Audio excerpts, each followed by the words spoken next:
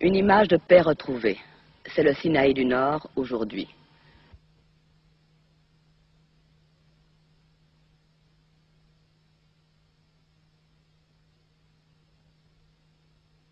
Hormis quelques tanks, véhicules ou canons, vestiges de la guerre des 6 jours, oubliés par le service de ratissage israélien, ce n'est que sable blond, palmeraies où mûrissent les dattes, troupeaux de dromadaires et de chèvres que conduisent des Arabes paisibles.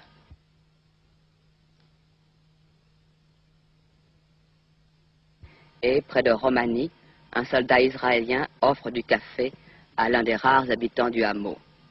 La Méditerranée est là, toute proche. Tout ce calme n'est qu'apparence.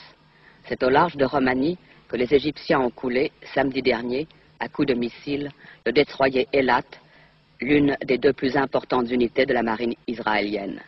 47 morts. Depuis samedi, le Moyen-Orient et le monde retenaient leur souffle. Quelle allait être la riposte israélienne? Nul n'ignorait que cette perte avait causé un véritable traumatisme chez les Israéliens qui, après avoir remporté 3 guerres contre les Arabes, s'estimaient invulnérables.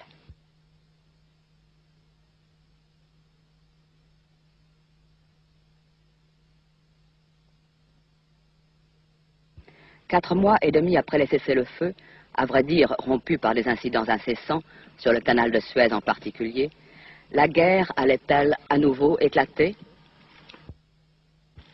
Et mardi dernier, c'était la destruction par l'artillerie israélienne des raffineries de la ville de Suez, à l'extrême sud du canal, lorsqu'il débouche sur la mer Rouge.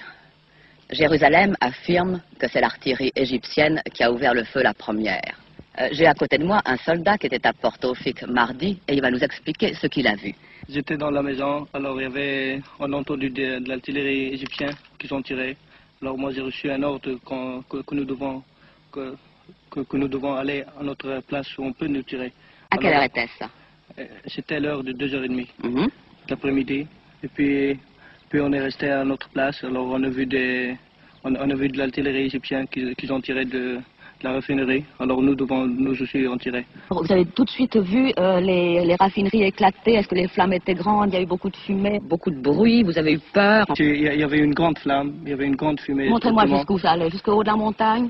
Jusqu'au haut de la montagne, à peu près jusqu'au haut de la montagne. Alors il y avait un grand feu qui était enflammé par l'artillerie du pétrole.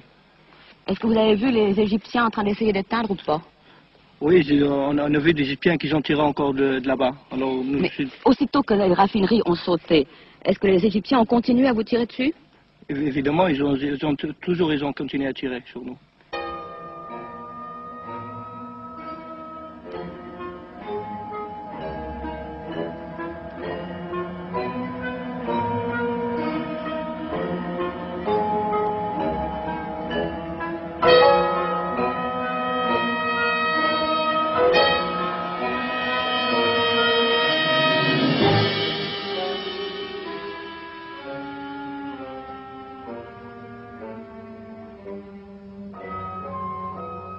Actuellement, le mouvement d'exode s'amplifie et l'on dit même que pratiquement 1/5 seulement de la population de la ville de Suez et de la ville de Port-Tawfik se trouverait encore ici. Les autres ont été rapatriés dans la région du Caire et hébergés par leurs familles ou regroupés dans des centres d'hébergement.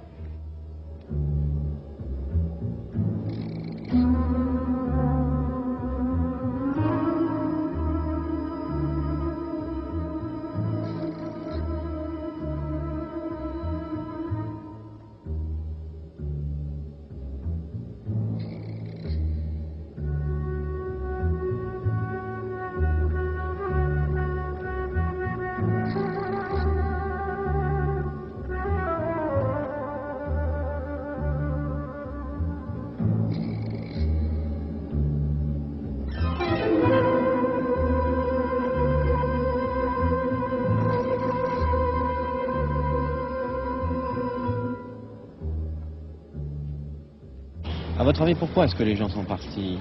Ils ont peur? Non, ce n'est pas la peur. C'est comme vous voyez, ce sont tous des jeunes gens que nous sommes ici, on n'a pas peur. Mais c'est simplement les familles et les enfants. Et puis ils sont en train de bombarder les maisons, dans les rues, dans n'importe quelle place. Alors, nous perdons beaucoup des enfants. Et puis aussi des écoles, d'une autre fois. C'est-à-dire, comme nous avons les écoles ici nous n'avons plus les écoles. Et puis ça peut durer un an. Alors, on ne peut pas laisser les enfants comme ça dans les rues. Vous avez assisté au dernier bombardement? Oui. Je n'ai pas perdu un seul. Tout j'étais ici, présent. Au dernier, j'étais au cinéma. Et puis quand j'étais au cinéma, alors le cinéma a fermé. Et dès que le cinéma a stoppé, ça a commencé le bombardement dans les maisons. Alors quand vous voyez les fusées, alors ça fait... Ça rend fou.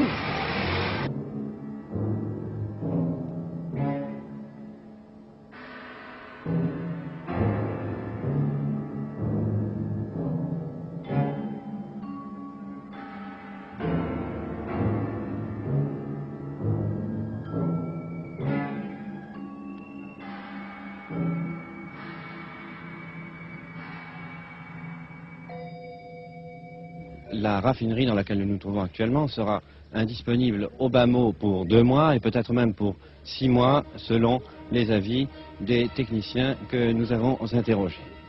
Il y a un autre élément, l'oléoduc qui transportait le pétrole depuis le port de Portofik jusqu'à ces raffineries que vous voyez auraient été également entièrement détruits par les tirs, les coups au but de l'artillerie israélienne.